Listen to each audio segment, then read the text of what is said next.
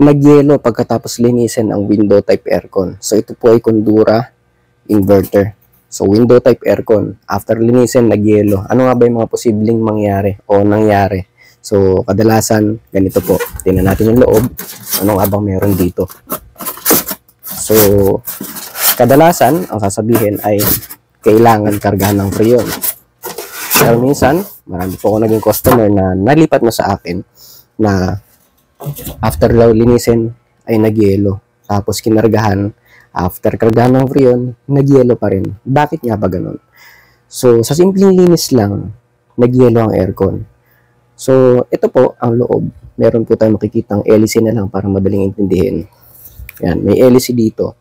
At yung hangin dito sa kwarto natin ay dito dumadaan. Pinapa-circulate nitong ating LEC o ng blower wheel. Isi-circulate niya yung hangin papunta rito at ilalabas dito. Bakit niya pinapa-circulate? Bakit niya pinapaikot yung hangin? Para makuha yung heat load natin sa loob ng kwarto o yung mga init na nasa loob ng kwarto papunta rito. Pag dumaan siya rito, hihigupin ng refrigerant na nasa loob ng tubo. May mga tubo po yan dyan. So, hihigupin yung init natin dito sa refrigerant at itatapon doon sa condenser coil.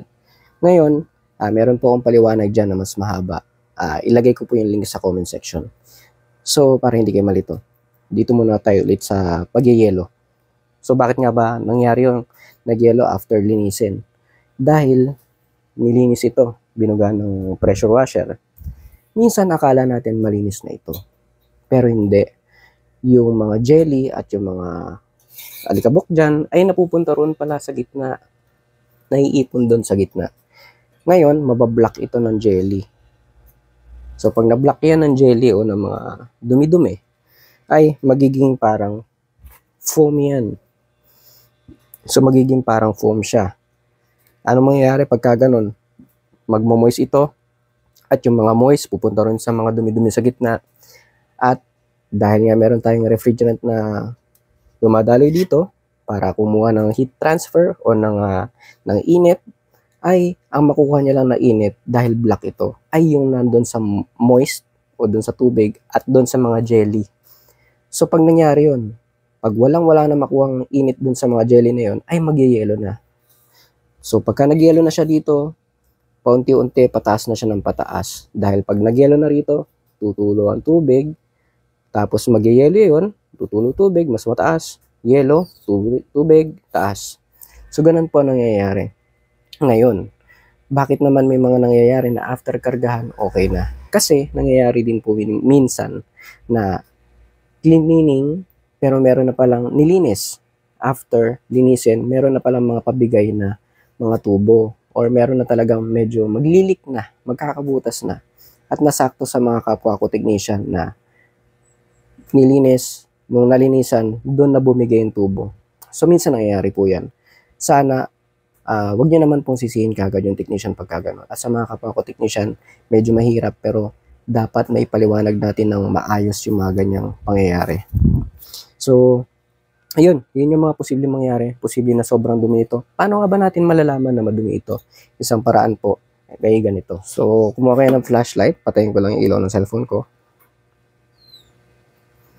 Yan, so patayin na yung ilaw ng cellphone ko. Binuksan ko yung flashlight ko. At ilagay nyo sa kabilang parte. Ayun o. So, ayan. Ayun yung ilaw ko. Kung makikita nyo, may ilaw doon sa likod. At ginagalaw-galaw ko siya ngayon. Ayun. Umilipat yung ilaw. So, pag hindi nyo nakita ang ilaw niyan, subukan po nating harangan. Bawa po ito, harangan ko yung isang parte. Ayan. May part po na wala. So, halimbawa, yun yung barado. So, ilawan natin. Ayun o. May ilaw. At pag nilipat ko, wala kayong makikitang ilaw. Pero meron pa rin dito, yun, no? Dahil barado. So, yun po yung isang way ng pag-check ko. Sana nakatulong po itong napakinggang video.